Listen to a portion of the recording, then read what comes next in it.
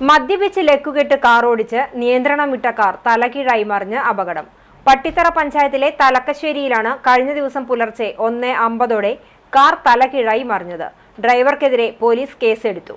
ഇതുവഴി കടന്നുപോയ നാട്ടുകാരാണ് കാർ തലകീഴായി മറിഞ്ഞുകിടക്കുന്നതായി കണ്ടത്. തുടർന്നു നടത്തിയ പരിശോധനയിൽ കാറിനുള്ളിൽ അബോധാവസ്ഥയിൽ കാർ ഡ്രൈവർ കിടക്കുന്നതായി മനസ്സിലാക്കിയതോടെ നാട്ടുകാർ ഉടൻ തന്നെ തൃത്താല പോലീസിനെ വിവരമറിയിച്ചു.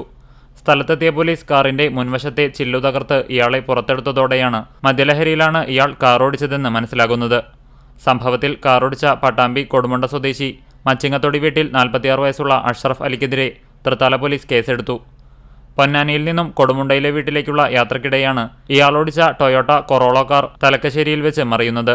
പുലർച്ചെ സമയത്ത് റോഡിൽ മറ്റു വാഹനങ്ങളൊന്നും ഇല്ലാതിരുന്നതിനാൽ വൻ അപകടം ഒഴിവായി. അപകടത്തെ തുടർന്ന് തലകീഴായി മറിഞ്ഞ കാറിന്റെ മുൻവശം പൂർണ്ണമായും തകർന്നിട്ടുണ്ട്. CCTV news Thrithala.